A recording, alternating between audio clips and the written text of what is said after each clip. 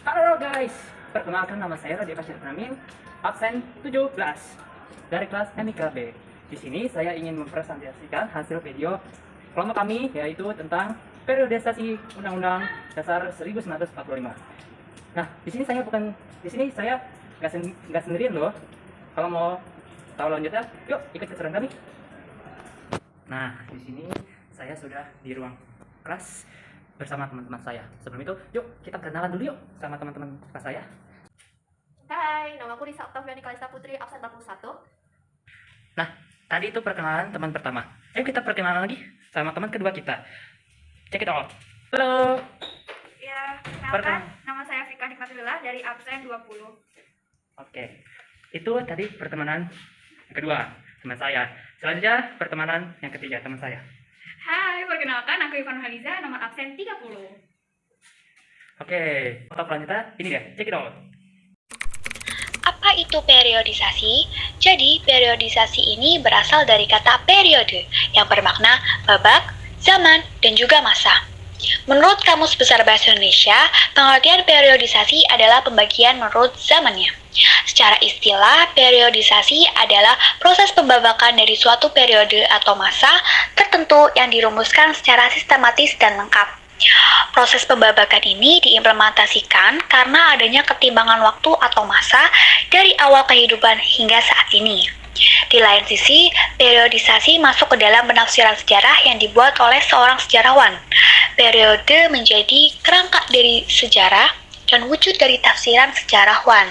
Karena itu, periodisasi menjadi akumulasi opini, pendapat, dan juga perspektif dari sejarawan. Bagaimana sih latar belakang periodisasi Undang-Undang 1945? Jadi, latar belakang terbentuknya Konstitusi Undang-Undang 1945 bermula dari janji Jepang untuk memberikan kemerdekaan bagi bangsa Indonesia di kemudian hari. Janji tersebut antara lain berisi, sejak dari dahulu sebelum pecahnya peperangan Asia Timur Raya, DAI Nippon sudah mulai berusaha membebaskan bangsa Indonesia dari kekuasaan pemerintahan Hindia Belanda.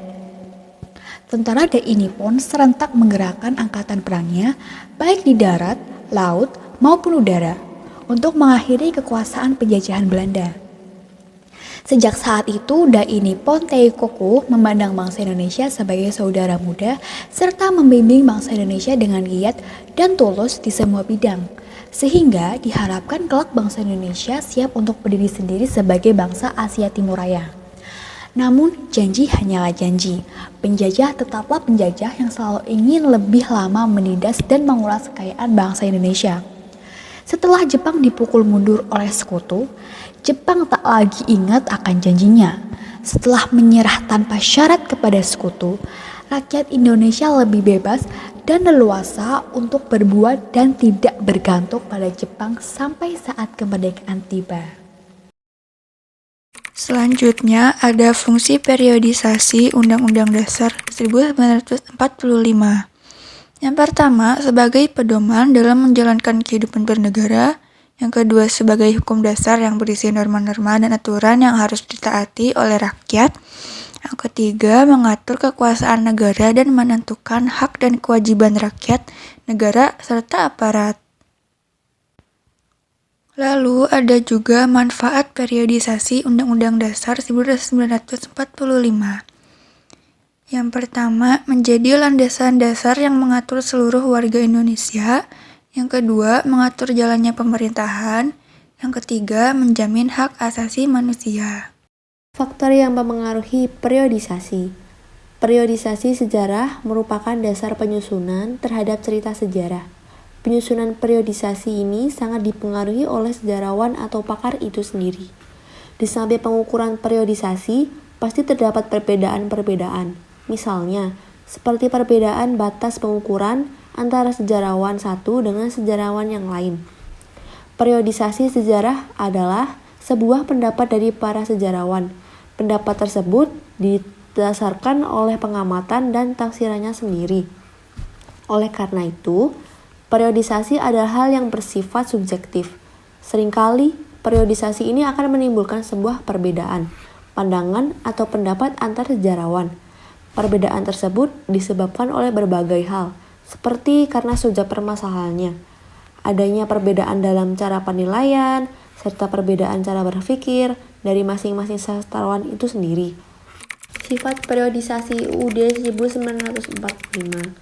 Yang pertama, UUD 1945 bersifat tertulis yang berisi tentang aturan-aturan yang jelas dan berlaku pada masyarakat.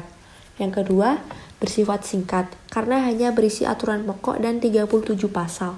Yang ketiga, bersifat hukum yang positif. Semua isi yang terdapat pada undang-undang bersifat positif yang mengatur masyarakat agar lebih tertib dan taat terhadap norma. Prinsip periodisasi UUD 1945. Yang pertama, adanya kriteria yang digunakan dalam proses pembagian di periodisasi. Yang kedua, periodisasi memiliki sifat teoritis, artinya periodisasi dibuat dalam konteks keilmuan. Yang ketiga, periodisasi memanfaatkan tahun-tahun bulat seperti abad, dasawarsa, dan dekade. Yang keempat, periodisasi memiliki sifat subjektif, artinya sejarawan memiliki sisi subjektif untuk melakukan periodisasi sejarah. Konsep periodisasi UUD 1945 dan contohnya.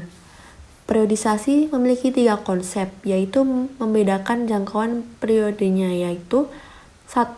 Konsep spasial atau konsep ruang adalah periodisasi yang berdasarkan pada tempat terjadinya peristiwa-peristiwa sejarah. Kedua, konsep temporal atau konsep waktu adalah periodisasi yang berdasarkan cangkupan waktu terjadinya peristiwa-peristiwa sejarah.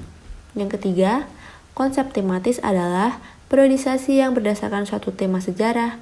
Contoh, periodisasi sejarah misalnya zaman batu, zaman es, zaman logam, zaman praaksara, zaman kerajaan Majapahit, Orde Baru, Orde Lama, Reformasi, Revolusi Prancis, Revolusi Industri, Revolusi Amerika, Perang Dunia ke-1, Perang Dunia ke-2, dan masih banyak lainnya.